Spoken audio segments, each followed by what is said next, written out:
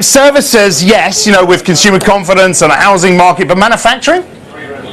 Yeah, it's something of a surprise it's doing quite as well as it is, I must confess. I mean, I wouldn't be surprised to see a PMI in the sort of 55 region or so.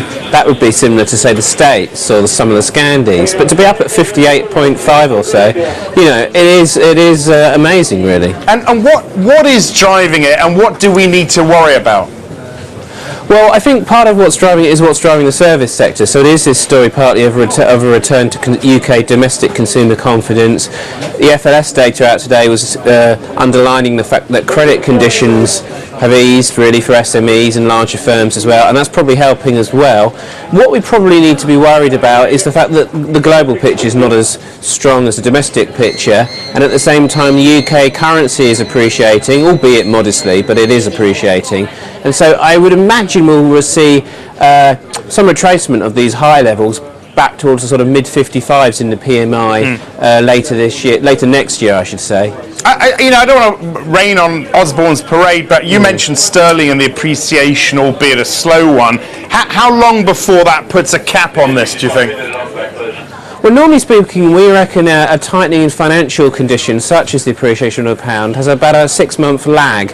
So that's been going on for a little while. So I would foresee a good Q4 GDP print, for example, and probably a good Q1 GDP print. But we might start to see some calling then around Easter and into the second half of next year. No doubt Carney will be watching this employment sub-index. 5,000 jobs created a month. It's at a 3-year high. Does it put him... look, we've talked about his quandary vis-a-vis the unemployment rate for a few months now, but does it weigh a little bit more on him this? Well, what you're getting at the moment really is even better activity than many people were penciling in, and alongside that you are seeing some improvement in employment. But in some respects, the difference between those, productivity, is developing much like the bank would expect. So they're not worried about any of that, but at the margin it potentially brings forward the day when you have to raise rates. Where's the gilt yield going?